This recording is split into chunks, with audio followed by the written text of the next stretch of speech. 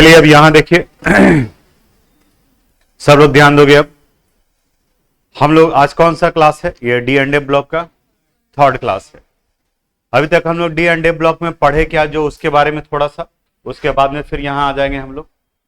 Periodic table में सबसे पहले हम लोग डिस्कस किए कि elements of group third to 12 are called D block element, क्योंकि ग्रुप थर्ड से लेकर के 12 तक के एलिमेंट का लास्ट इलेक्ट्रॉन डी सबसेल में इंटर करता है, इसलिए इन्हें डी ब्लॉक एलिमेंट कहा जाता है। डी ब्लॉक एलिमेंट को ट्रांजिशन एलिमेंट भी कहते हैं, क्योंकि ये इलेक्ट्रोपॉजिटिव एलिमेंट और इलेक्ट्रोनेगेटिव एलिमेंट के बीच में पाया जाता है। लेकिन ग्रुप 12 एलिमेंट को ट्रांजिशन एलिमेंट नहीं कहते, क्योंकि ट्रांजिशन एलिमेंट के पास में पार्शियली फिल्ड डी ऑर्बिटल होना चाहिए, either in their ground state electronic configuration और इन एनी ऑक्सीडेशन स्टेट, यानी कि जो भी वो ऑक्सीडेशन स्टेट शो करता है वहां पर। तो ग्रुप 12 एलिमेंट का ग्राउंड स्टेट कन्फिगरेशन भी 3d10 होता है, सॉरी d10 होता है, और +2 ऑक्सीडेशन स्टेट ये जनरली शो करते हैं, वहां भी d10 होता है। तो ग्रुप 12 एलिमेंट को डी ब्लॉक के साथ पढ़ते तो हैं, लेकिन इन्हें डी ब्लॉक एलिमेंट, ये ट्रांजिशन एलिमेंट में कंसीडर नहीं किया जाता है। इसके बाद में फिर आगे इनके कुछ प्रॉपर्टीज के बारे में, जैसे पिछले क्लास में हम लोग बात किया ionisation enthalpy, atomic and ionic radii. आज हम लोग डिस्कस करेंगे 2-3 और प्रॉपर्टीज के बारे में, oxidation state, colour formation, magnetic properties, फिर और टाइम बचेगा तो ट्रांजिशन एलिमेंट का आपका alloy formation, tendency to form catalyst, उसके बारे में बात करेंगे। तो लिखिए टॉपिक आज जो स्टार्ट करने जा रहे हैं हम लोग, oxidation state. Oxidation state, oxidation state.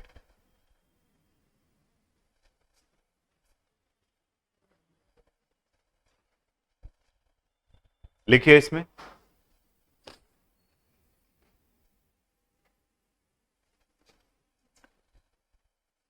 Transition metal form, transition metal form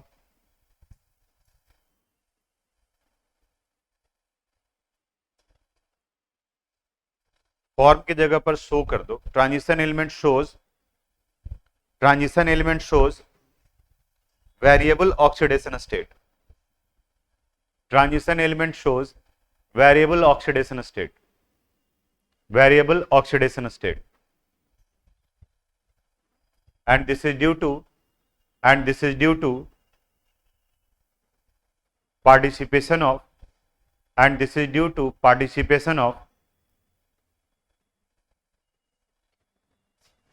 n-1 d electron, participation of n-1 d electron with ns electron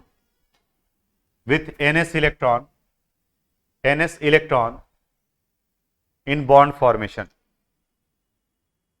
ns electron in bond formation or in chemical reaction, in bond formation or in chemical reaction, chemical reaction. Next point, in first transition series,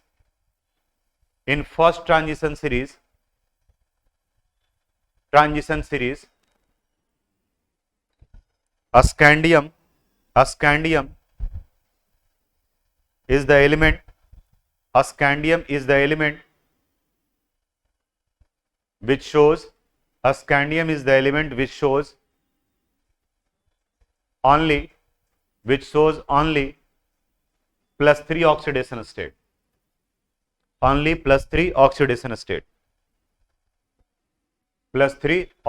state,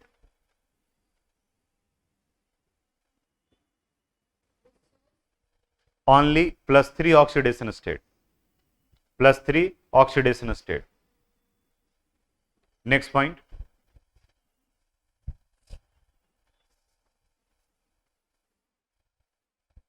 in first transition series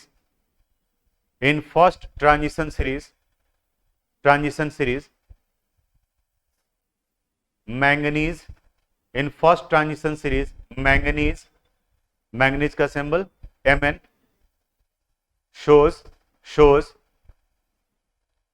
maximum number of oxidation state, maximum number of oxidation state, and it is plus 2, and it is plus 2 to plus 7, plus 2 to plus 7, plus 7, plus 2 to plus 7, plus 2 से लेकर के plus 7 तक, plus 2 two plus 7. Next point, in all transition element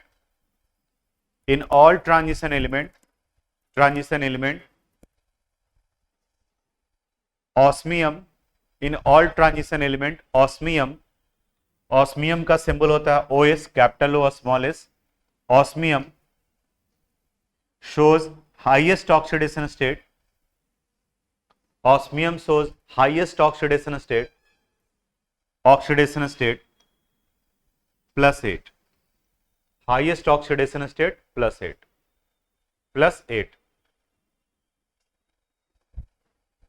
यानी इस जगह का 2-3 important question जो हम यहां लिखवाए हैं.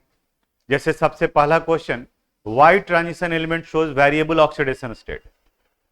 वेरिएबल ऑक्सीडेशन स्टेट जैसे यहां देखोगे तो मैंगनीज का प्लस 2 भी है, प्लस 3 भी है, प्लस 4 भी है, प्लस 5, प्लस 6, प्लस 7.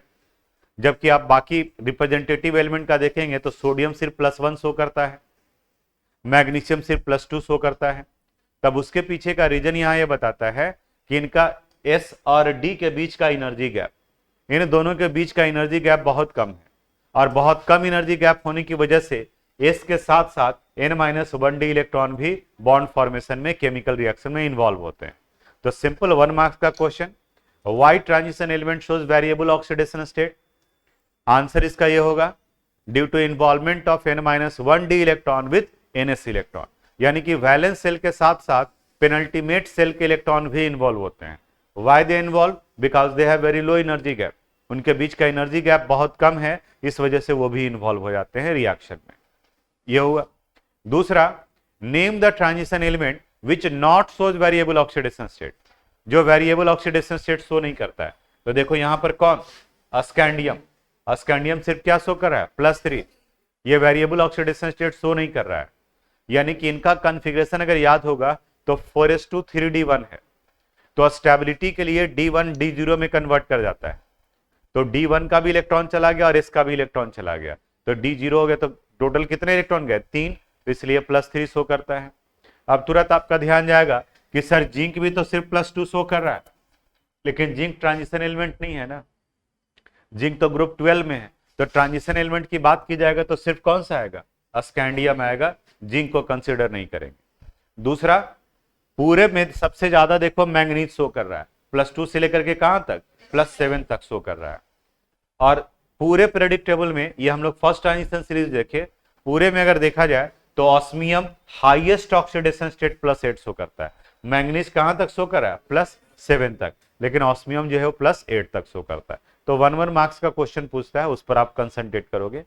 ये टेबल नोट कर लीजिए, आपकी एनसीईआरटी बुक का टेबल है, हम इसमें बोल्ड कर दिए हैं, आप इसको अंडरलाइन कर लीजिए.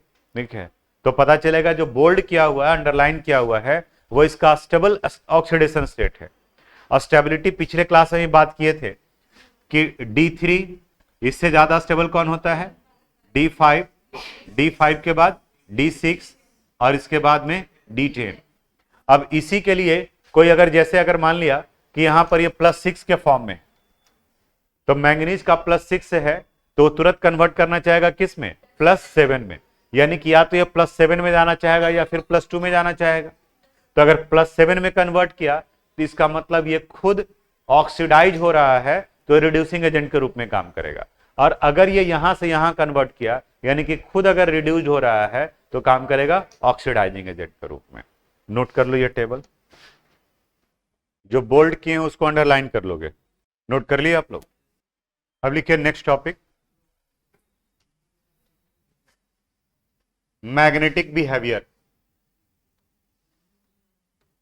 Magnetic behaviour magnetic behaviour. लिखिए, इससे रिलेटेड कुछ एनसीईआरटी का क्वेश्चन भी डिस्कस करना होगा हम लोग को। मैग्नेटिक बिहेवियर लिखिए इसमें, the element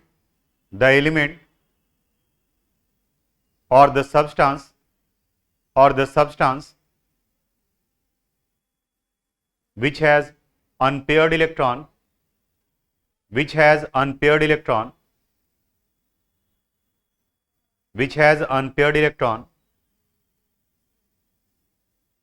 attracted in magnetic field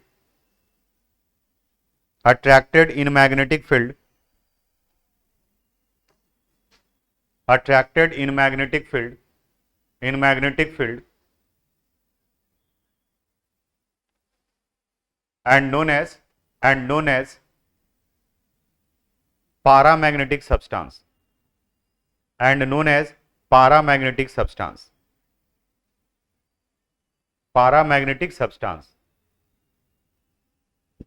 while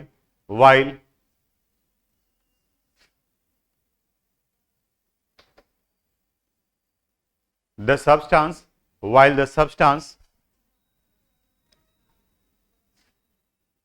which all electrons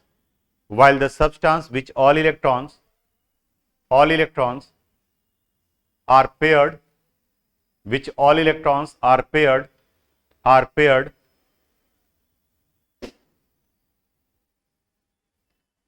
are repelled in magnetic field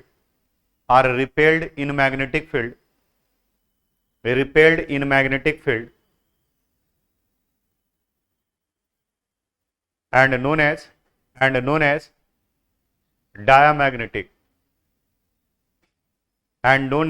diamagnetic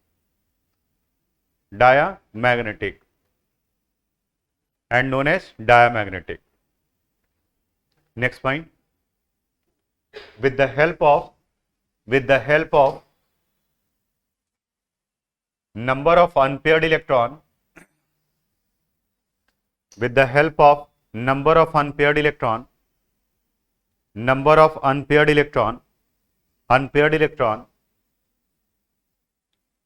we can determine the magnetic moment value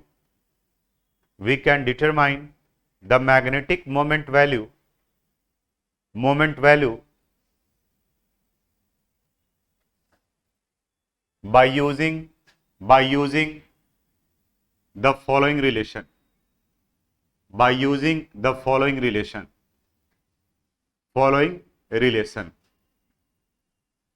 Mu is equal to root under n into n plus 2 और इनका unit होता है bore magneton यानी कि BM। Root under n into n plus 2 Bohr magneton. ये हम लोग coordination compound में भी पढ़े थे, यानी यहां कुछ नया नहीं है। देखेंगे जो भी स्पेसिस दिया रहेगा उसका इलेक्ट्रॉनिक कन्फिगरेशन, अगर एक भी इलेक्ट्रॉन अनपेयर्ड आ गया तो पारामैग्नेटिक, और अगर सब के सब पेयर्ड हैं तो उन्हें डायमैग्नेटिक कहा जाएगा।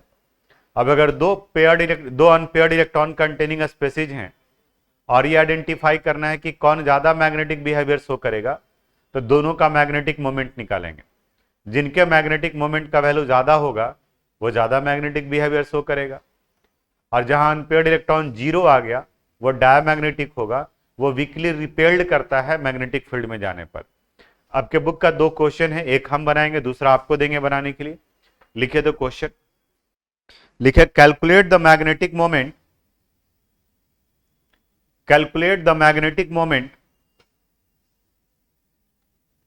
of a divalent ion, calculate the magnetic moment of a divalent ion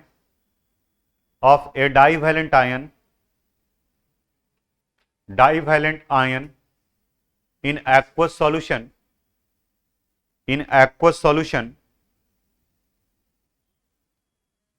if its atomic number is 25. If its atomic number is 25. 25। Divalent ion है यानी कि जिनका वैलेंसी 2 है, एटॉमिक नंबर 25 है, तो उसके मैग्नेटिक मोमेंट का वैल्यू निकालना है। आप बता सकते हो 25 किसका एटॉमिक नंबर है? किसका? मैंगनीज का। एक चीज और ध्यान सुनना, अगर एलिमेंट कंफर्म है तब तो आप लिखना, नहीं तो एक्स मान लेना, क्योंकि अगर मैंगनीज की जगह पर आप आयरन लिख दिए तो बाकी आपका प्रोसेस आगे सही है क्या है वो तो गलत ही हो गया स्टार्टिंग में ही। तो अगर कंफर्म नहीं है तो आप एक्स मान करके चल सकते हैं। तो यहां पर मैंगनीज का निकालना है, बोर्ड पर देखना थोड़ा सा, Mn25। बताओ तो इनका कॉन्फ़िगरेशन क्या हो जाएगा? Argon 4s2 3d5। डाईवैलेंट है, इसका मतलब मैंगनीज का 2+ का मतलब 2 इलेक्ट्रॉन लूज किया है। बताओ कॉन्फ़िगरेशन, आर्गन 3d5, क्योंकि इलेक्ट्रॉन निकलेगा तो 4th ऑर्बिट से निकलेगा। अब इसके पास कितना अनपेयर्ड इलेक्ट्रॉन है वो इनके एटॉमिक ऑर्बिटल डायग्राम से पता चलेगा। 2 3 4 एंड 1 5। यह आ गया 3d5, 1 2 3 4 5। बताओ इसमें नंबर ऑफ अनपेयर्ड इलेक्ट्रॉन कितना हुआ? 5। मैग्नेटिक मोमेंट का वैल्यू निकालेंगे, root under n into n+2 root 5 into 5+2, value root कितना हो जाएगा? 35। और इसको सोल्व करेंगे तो 5.9 बोर मैग्नेट्रॉन निकल गया मैग्नेटिक मोमेंट का वैल्यू। नोट कर लीजिए, अगला क्वेश्चन जो देंगे वो आपको बनाना है। हो गया? लिखे क्वेश्चन आपके लिए, क्वेश्चन लिखो। Calculate the spin only, calculate the spin only magnetic moment, calculate the spin only magnetic moment of M2+ ion, of M2+ ion, 2+ ion, bracket में है Z is equal to 27, Z is equal to 27, यानी उसका magnetic moment निकालना है। ये भी divalent है 2+ ion, जिनका एटॉमिक नंबर कितना है? 27। बता सकते हो 27 किसका एटॉमिक नंबर है? कोबाल्ट का। तो जैसे अभी हम मैंगनीज का लिखे हैं वैसे ही आप कोबाल्ट का लिखिए और इसी तरह से निकालिए, देखिए तो कितना होता है। चलो हो गया, देखिए देखते हैं। कोबाल्ट एटॉमिक नंबर 27, कॉन्फ़िगरेशन लिखेंगे इसका तो यहां आ जाएगा आर्गन 4s2 3d7, कोबाल्ट यानी कि CO2+, इनका आएगा value argon 3d7। Atomic orbital diagram बना, पता चलेगा number of unpaired electron. D subshell में 5 ऑर्बिटल होता है, 1 2 3 4 and 1 5। 3d7, 1 2 3 4 5 6 7। Number of unpaired electron कितना हो गया? 3। मैग्नेटिक मोमेंट म्यू का वैल्यू यहां आ जाएगा root under n into n+2 root under 3 into 3+2, ये वैल्यू कितना हो गया? रूट 15। बताओ कितना आ गया? 3.8 आएगा, 3.8 बोर मैग्नेट्रॉन। 87 शायद आ रहा है, 3.87 बोर मैग्नेट्रॉन। ये कैलकुलेट करोगे आप, रूट में छोड़ दोगे, फ्रैक्शन में छोड़ दोगे, तो बोर्ड में आपका मार्क्स कट जाएगा। कैलकुलेशन पे कमांड करना होगा। मैथ्स में क्या करोगे, फिजिक्स में क्या करोगे, केमिस्ट्री में तो मान लें कि न्यूमेरिकल या कैलकुलेशन जो लिमिटेड नंबर में रहेगा, क्योंकि केमिस्ट्री का जो न्यूमेरिकल वाला पोर्शन है वो अधिकांश 11th में है, तो 12th बोर्ड तो उससे बहुत ज्यादा अफेक्टेड नहीं होगा। कुल मिलाकर के माने कि 3-4 नंबर कैलकुलेशन पे कट गया, लेकिन फिजिक्स में वहां तो न्यूमेरिकल ज्यादा है। मैथ्स बायोलॉजी लिख के आइएगा तब।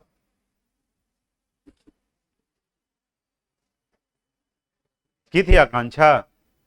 नहीं, नहीं करना है। इसी साल बोर्ड एग्जाम देना है? नहीं, अच्छा, मार्च में? ऐसे फरवरी में ही होने वाला है।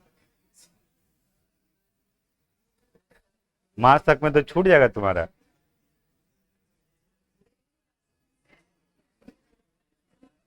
क्या हुआ?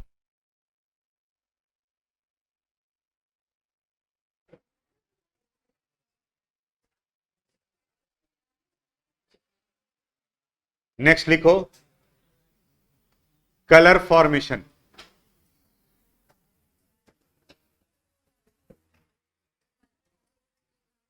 कलर फॉर्मेशन,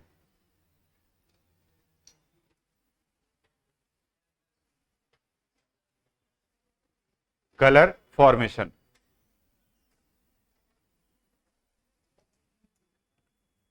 लिखिए इसके बारे में, उसके बाद बताते हैं। लिखो, most of the compounds, most of the compound of transition metal, most of the compound of transition metal, compound of transition metal are colored, are colored, and this is due to, and this is due to DD transition, and this is due to DD transition, and this is due to DD transition, DD transition, DD transition. Next point, the shifting of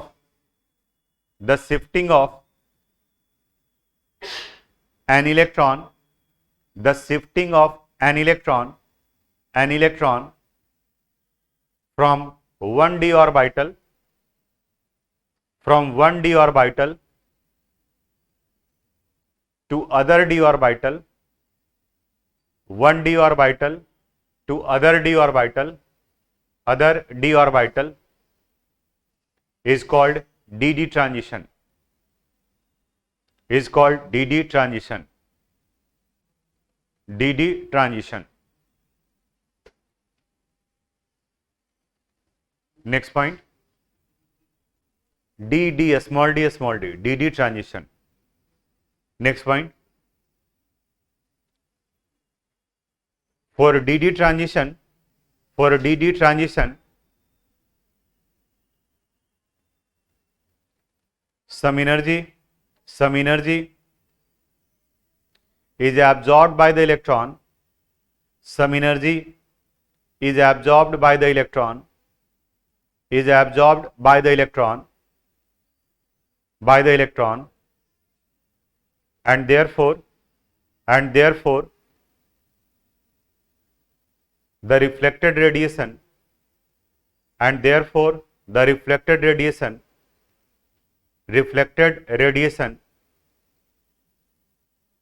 give complementary color, give complementary color, give complementary color,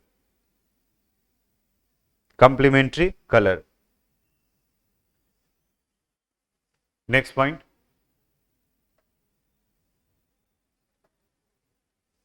for color formation,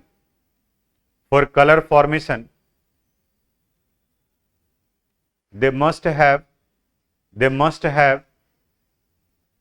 partially filled d orbital, they must have partially filled d orbital, partially filled d orbital, filled d orbital,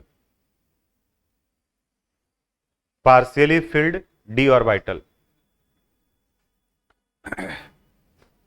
यानी कि यहां पर board पर देखना, अगर D0 या D10 हो तब उस कंडीशन में वो कलरलेस होगा,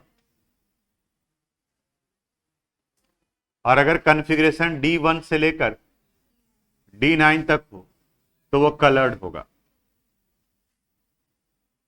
थोड़ा सा हम लोग कोऑर्डिनेशन कंपाउंड में भी इसके बारे में बात किए थे कि अगर वैकेंट है तो जैसे ही लाइट स्ट्राइक करेगा तो इलेक्ट्रॉन एक डी ऑर्बिटल से दूसरे डी ऑर्बिटल में जंप करेगा। तो जंप करने के लिए डी ऑर्बिटल खाली होना चाहिए, जंप करने के लिए इलेक्ट्रॉन का होना भी जरूरी है। जैसे यहां पर डी 0 है तो इलेक्ट्रॉन ही नहीं है, तो जंप कौन करेगा। और डी 10 है तो इलेक्ट्रॉन तो है लेकिन पूरा ही भरा हुआ है, यानी जगह खाली नहीं है, तो इन दोनों कंडीशन में कलरलेस हो गया। और अगर D1 से D9 तक है तो इसका मतलब यहां पर स्पेस भी बचा हुआ है और इलेक्ट्रॉन भी अवेलेबल है। जैसे कुछ एक एग्जाम्पल ले लेते हैं, हम लोग एक कॉपर सल्फेट का एक्वस सॉल्यूशन और जिंक सल्फेट के एक्वस सॉल्यूशन के बारे में बात करते हैं। कॉपर सल्फेट एक्वस सॉल्यूशन में जाने के बाद आयोनाइज करता है Cu2+ in aqueous form plus SO4 2- in aqueous form. हमें यह देखना है कि ये कॉपर सल्फेट कलर्ड होगा या कलरलेस, तो इसके सेंट्रल मेटल यानी ट्रांजिशन एलिमेंट को देखें। कॉपर आयन है, Cu एटॉमिक नंबर 29, कॉन्फ़िगरेशन लिखेंगे तो इनका आता है आर्गन, बताओ 4s1 3d10, और Cu2+, इसका मतलब ये 2 इलेक्ट्रॉन लूज किया है। अब बताओ कॉन्फ़िगरेशन इसका आर्गन 3d9। अब यहां D9 है, तो अभी तो इस जगह पर हम लोग लिखे हैं कि अगर D1 से लेकर के D9 तक कॉन्फ़िगरेशन हो तब वो क्या होगा, कलर्ड। इसका मतलब ये सब्सटेंस कलर्ड हो गया, ये कलर्ड। वहीं अगर एक और एग्जांपल लेकर के चलें, जैसे जिंक सल्फेट को ले लेते हैं, ZnSO4, इनका एक्वस सॉल्यूशन बताओ कैसे आयोनाइज करेगा। Zn2+ in aqueous form plus SO4 2- in aqueous form. Zinc का एटॉमिक नंबर 30 होता है, कॉन्फ़िगरेशन लिखेंगे आर्गन 4s2 3d10। अब अगर जिंक आयन यानी Zn2+ का कॉन्फ़िगरेशन लिखते हैं तो ये बन जाएगा आर्गन 3d10। अब बताओ ये 3d10 है तो कलर्ड होगा या कलरलेस होगा, ये आ गया कलरलेस, कलरलेस। समझ में आया, नोट कर लीजिए। आगे बढ़े हम लोग।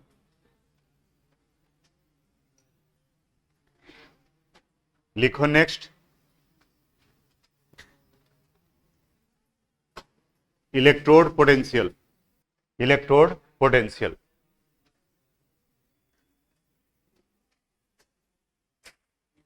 ये इलेक्ट्रोड पोटेंशियल हम लोग अब यहां तीसरी बार डिस्कस कर रहे हैं। इसके पहले redox reaction chapter class 11th में था,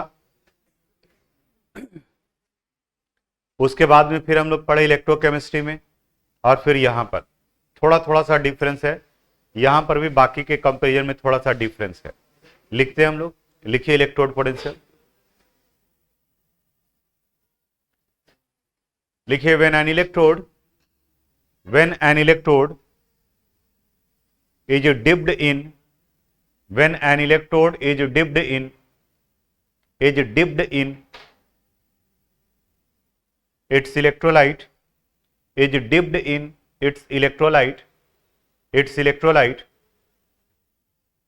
it may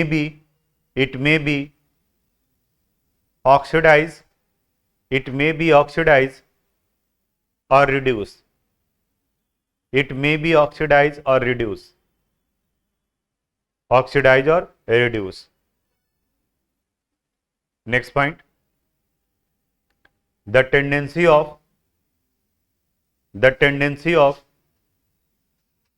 an electrode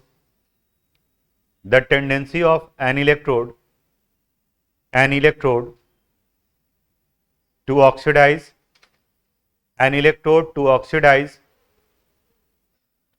or reduce itself, oxidize or reduce itself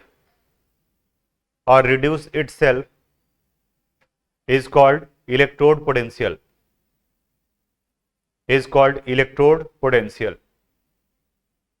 electrode potential.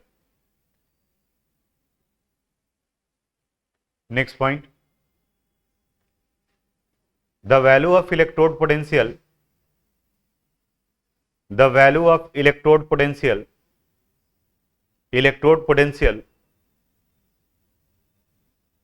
depends on the value of electrode potential depends on the value of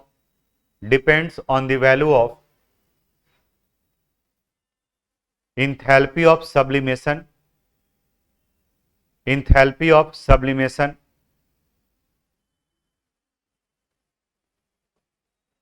comma, enthalpy of ionization,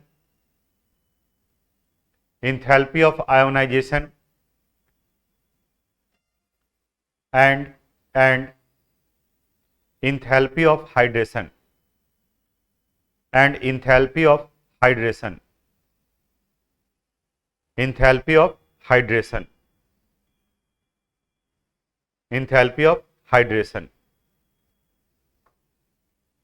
Next point,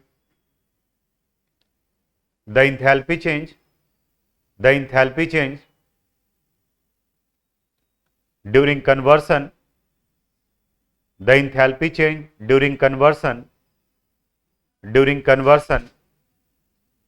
of a solid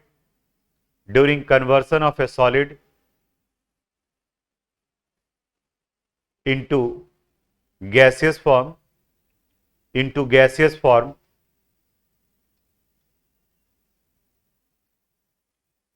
is called enthalpy of sublimation,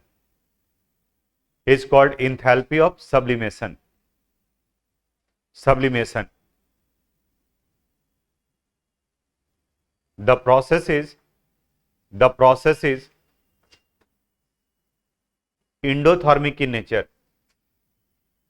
The process is endothermic in nature.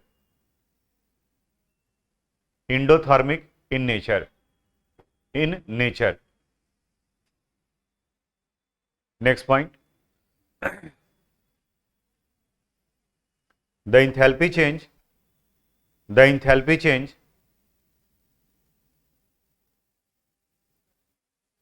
on removing an electron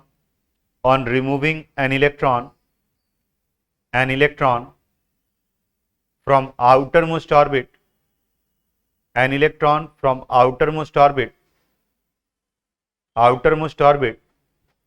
of isolated gaseous atom,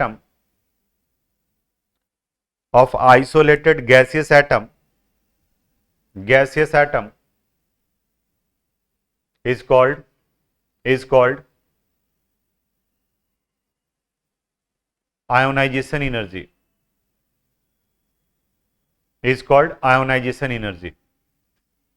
ionization energy. The process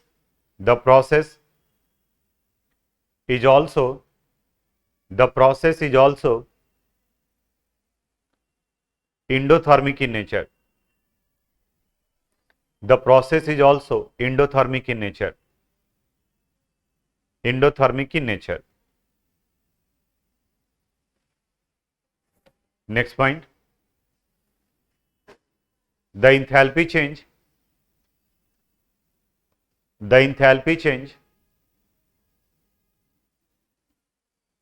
when 1 mole of ion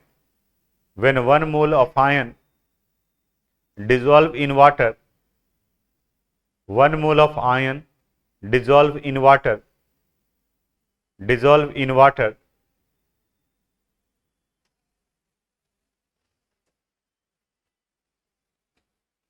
is called enthalpy of hydration.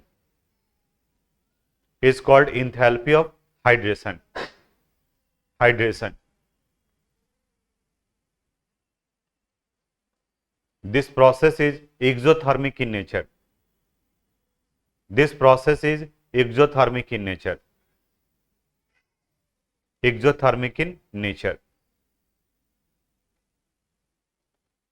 Exothermic in nature. Next point. In the case of most of the metal, in the case of most of the metal,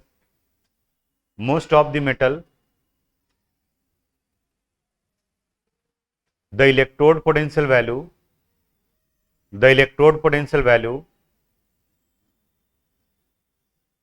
is negative. The electrode potential value is negative due to higher value of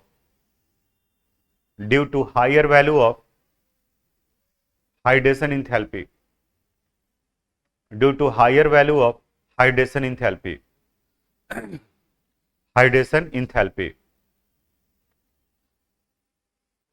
But the electrode potential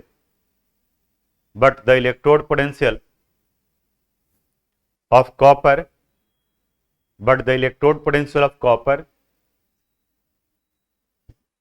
bracket में लिख देना ऐसे, E0 Cu2 plus by Cu plus 0.34 volt, E0 Cu2 plus by Cu plus 0.34 volt, 34 volt, bracket close, is positive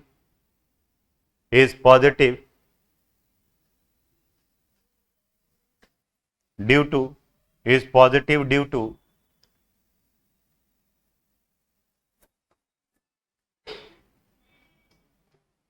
its lower value of hydration enthalpy,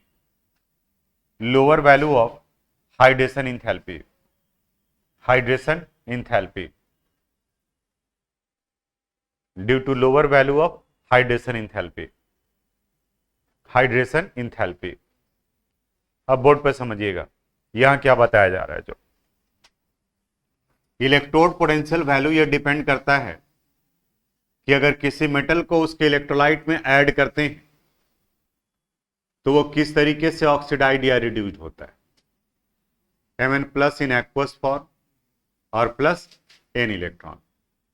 अब यहां पर जो भी value आएगा वो इसके इलेक्ट्रोड पोटेंशियल वैल्यू को रिप्रेजेंट करेगा यहां पर। अब ये यहां से यहां जो कन्वर्ट करता है वो 3 स्टेज में कन्वर्ट करता है। पहले मेटल जो सॉलिड स्टेट में है ये कन्वर्ट करेगा मेटल इन गैसेस स्टेट में, और इस फेनोमेनन को कहा जाता है सब्लिमेशन। यहां ध्यान दो बाबू, सब्लिमेशन, नहीं तो बस ऐसे ही देखते रहोगे। इंथैल्पी ऑफ सब्लिमेशन देख रहे हो यहां, नहीं तो बाबू बोलने पर समझ में नहीं आता है। इंथैल्पी ऑफ सब्लिमेशन, जब ये गैस में कन्वर्ट कर गया तो ये Mn प्लस इन गैसेस फॉर्म, यानी कि यहां से इलेक्ट्रॉन रिमूव कर रहे हैं। इस प्रोसेस को कहा जाता है आयोनाइजेशन, और यहां पर आयोनाइजेशन में जो इंथैल्पी चेंज होगा, जो एनर्जी चेंज होगा, उसे आयोनाइजेशन इंथैल्पी कहते हैं। अभी भी देखो ये सॉलिड था और यहां पर ये किसमें है, एक्वस में। तो पहले सॉलिड को कन्वर्ट कर लिए गैस में यानी सब्लिमेशन, फिर गैस से इलेक्ट्रॉन बाहर निकाल लिए, तब ये हो गया आयोनाइजेशन। और अब इसे अगर हम लोग वाटर में डिसॉल्व करते हैं Mn plus in aqueous form, तो इस फेनोमेनन को क्या कहा जाएगा, हाइड्रेशन। और यहां जो इंथैल्पी चेंज होगा इन्हें इंथैल्पी ऑफ हाइड्रेशन कहा जाता है। अब इसमें से बताता है कि दो प्रोसेस एक्सोथर्मिक है, सॉरी इंडोथर्मिक और एक एक्सोथर्मिक। सब्लिमेशन के लिए यानी कि सॉलिड को गैस में कन्वर्ट करने के लिए आपको एनर्जी देना पड़ता है, यानी कि यह प्रोसेस पॉजिटिव हो गया इंडोथर्मिक। गैस से इलेक्ट्रॉन बाहर निकालने के लिए भी आपको एनर्जी देना पड़ता है, यानी कि यह वैल्यू भी क्या हो गया, पॉजिटिव। लेकिन जब आयन को आप वाटर में डिसॉल्व करते हैं तो वहां एनर्जी रिलीज होता है, वो एक्सोथर्मिक, यानी कि इसका वैल्यू क्या होगा, निगेटिव। तो जनरली मेटल के केस में ये दोनों के रिस्पेक्ट में इसका मैग्नीट्यूड ज्यादा होता है, और जब ज्यादा मैग्नीट्यूड होगा तो इलेक्ट्रोड पोटेंशियल का वैल्यू माइनस में आ जाएगा। लेकिन अगर कॉपर को रिलेट करते हैं तो कॉपर का ये हाइड्रेशन इंथैल्पी वैल्यू कम होता है, इसके रिस्पेक्ट में, और जब ये वैल्यू कम होगा तब उस कंडीशन में इनका वैल्यू पॉजिटिव हो जाएगा। नोट कर लीजिए इसको, नोट कर लिया आप लोग। लिखिए next, L Y formation, L Y formation, L Y formation. अब सुनोगे थोड़ा, एल वाई है क्या, जो इसके बारे में क्या है। एल वाई का डिफिनेशन है, it is the homogeneous mixture of metal metal और metal non metal. Homogeneous mixture, homogeneous और हेट्रोजीनियस। होमोजीनियस जो यूनिफॉर्मली डिस्ट्रीब्यूटेड हो, और हेट्रोजीनियस जहां पर नॉन यूनिफॉर्म डिस्ट्रीब्यूशन हो। जैसे आप लोग बैठे हुए हैं, आपके साथ में कोई दूसरा 5 बजे वाला स्टूडेंट भी बैठा रहेगा, 8 बजे वाला भी स्टूडेंट बैठा रहेगा, डिफ्रेंशिएट करना डिफिकल्ट है। आपका होमोजीनियस नेचर हो गया, सब आप लोग करीब करीब एक समान रूप से हैं। तो कोई भी एक बैच से दूसरे बैच में, ये तभी पता चलता है जब अटेंडेंस बनाते हैं कि आपका इसमें एडमिशन नंबर नहीं है, आप दूसरे बैच से आए हैं क्या, ठीक है। लेकिन वही आपकी जगह पर अगर मेरे जैसे एज का लोग जो है बैठा हुआ रहे तो आइसोलेट हो जाएगा कि नहीं हो जाएगा, क्योंकि आपके और हमारे बीच में हेट्रोजीनियस बिहेवियर आ रहा है। तो यहां बताता है कि ट्रांजिशन मेटल का साइज ऑलमोस्ट आइडेंटिकल होता है, इक्वल नहीं होता है, आइडेंटिकल होता है ऑलमोस्ट, यानी कि बहुत ज्यादा का वेरिएशन नहीं होता है। और जब बहुत ज्यादा का वेरिएशन नहीं है तो आराम से एक को हटा करके दूसरे उसकी जगह पर बैठ सकता है। जैसे 11th और 12th में आप 11th वाले स्टूडेंट के साथ में भी मिक्सअप हो सकते हो, 11th वाला आपके साथ में भी मिक्सअप हो सकता है, क्योंकि दोनों का एज जो है वो ऑलमोस्ट सेम होता है, ऑलमोस्ट आइडेंटिकल होता है। आप में से कई जो है वो देखने से लगेगा कि दुबला पतला है, उससे कहीं ज्यादा तंदुरुस्त 11th वाला लगेगा।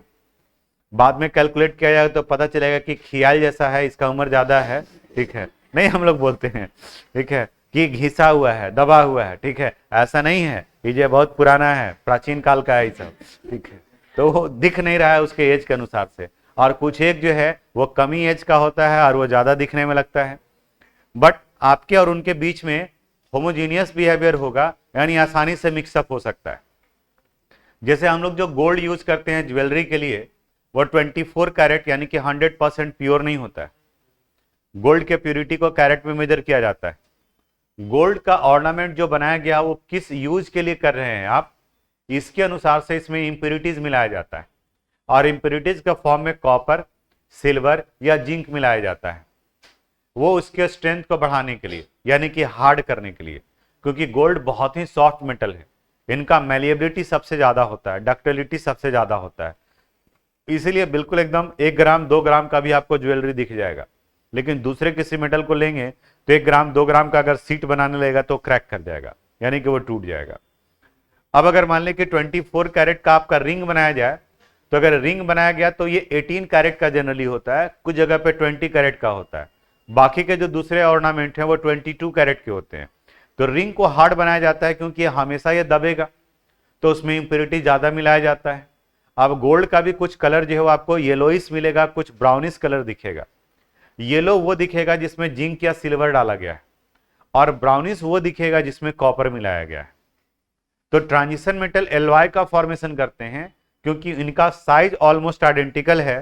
पूरे क्रिस्टल लैटिस में आराम से कॉपर सिल्वर को हटा करके उसकी जगह पर जुड़ जाता है। डिसॉल्व तो करते हैं लिक्विड फॉर्म में, लेकिन जब वो सॉलिडिफाई करता है तो क्रिस्टल लैटिस बनाता है, और क्रिस्टल लैटिस में एटम्स का अरेंजमेंट होता है उसके अनुसार से।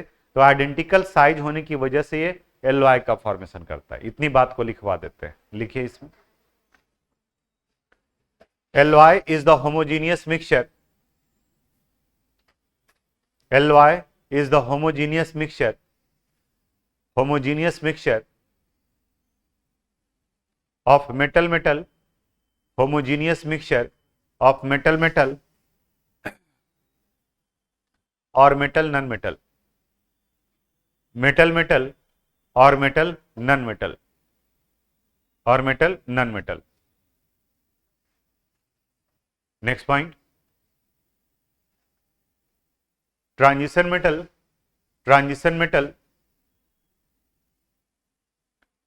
have almost identical size. Transition metal have almost identical size. Have almost identical size. And therefore one metal and therefore one metal can easily replace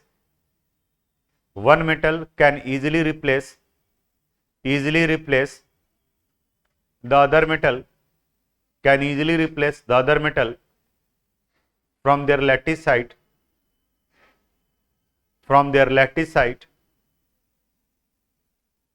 to form alloy. Lattice site to form alloy. यानी किस तरीके से वो alloy का formation करते हैं। Next लिखो topic, interstitial compound. Interstitial compound,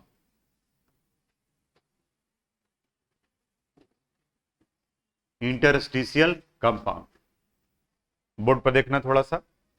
third state नहीं पढ़े हम लोग, इस बार सीबीएसई से हटाया है, बट बिहार बोर्ड में है।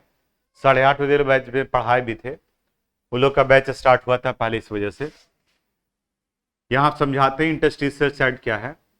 किसी भी क्लोज पैकिंग अरेंजमेंट में ये कंस्टिट्यूएंट एटम है। क्लोज पैकिंग कई तरह का होता है, मान ली कि ये भी एक क्लोज पैकिंग अरेंजमेंट है जहां कंस्टिट्यूएंट एक दूसरे से क्लोजली पैक्ड है यहां।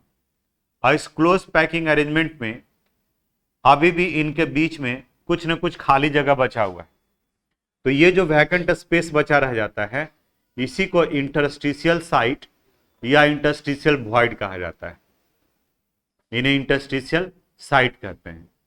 यानी कि the vacant space between constituent in crystal lattice में जो खाली जगह बचा हुआ होता है वो उसको इंटरस्टिशियल साइट या इंटरस्टिशियल वॉइड कहते हैं। जैसे आप बताओ, इस पर कितने स्टूडेंट को बैठाया जा सकता है? 5। 4 कंफर्टेबल है, अगर दिक्कत करके 5 बैठाया जाए, इमरजेंसी में बैठता है 5। अब छठा आएगा तो वहां नहीं बैठ सकता है।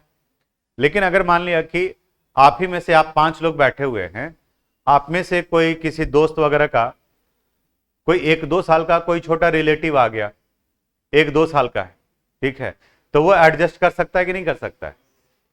आओ ना, गोदी लेकर के जबरदस्ती जो बैठा लोगे, ठीक है, बैठो दोस्त, बैठो, वो केंपे करेगा, फिर भी आप उसे एडजस्ट करोगे, क्योंकि आपके रिस्पेक्ट में वो जो छोटा सा है उसका साइज छोटा है।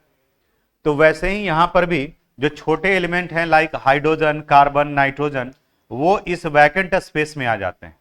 यहां पर, इस जगह पर, यहां इस जगह पर, इनमें आराम से हाइड्रोजन, नाइट्रोजन जैसे स्पेस आ जाते हैं।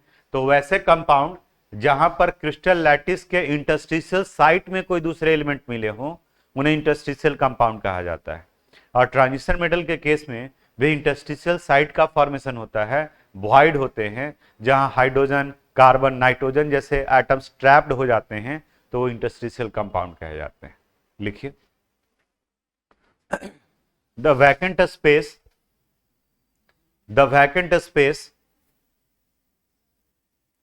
between constituents, the vacant space between constituent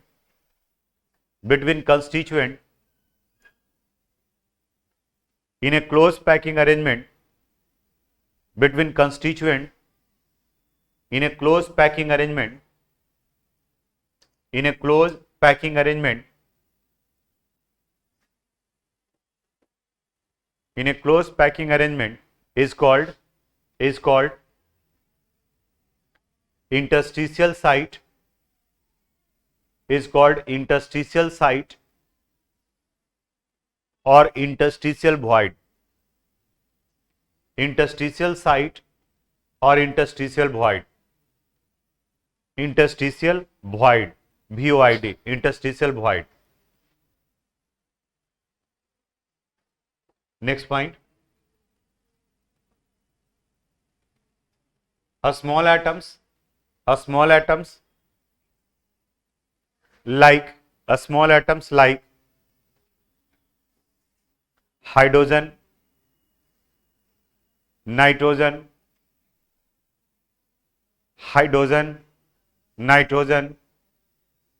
carbon trapped in the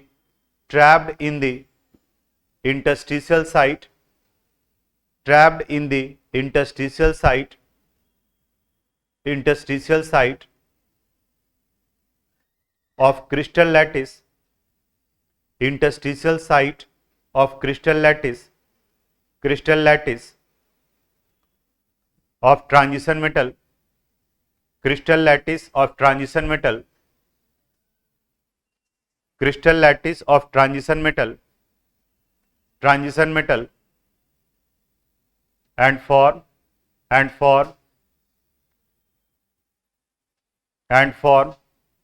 interstitial compound and form interstitial compound and form interstitial compound। हो गया ये इतना आज के लिए। कुछ और प्रॉपर्टीज और अगले क्लास में पोटासियम परमैंगनेट और पोटासियम डाइक्रोमेट डिस्कस करेंगे। ठीक है, thanks for watching this video. अगर आपको कोई प्रॉब्लम है, अगर किस तरह का समझने में कोई दिक्कत है, तो आप मुझे मैसेज कर सकते हैं। हम अपनी तरफ से पूरी कोशिश करेंगे उसे रिप्लाई करने के लिए। अगर आपको ये वीडियो पसंद आया हो तो प्लीज़ इसे लाइक करें, सब्सक्राइब करें एंड शेयर करें। Thank you very much.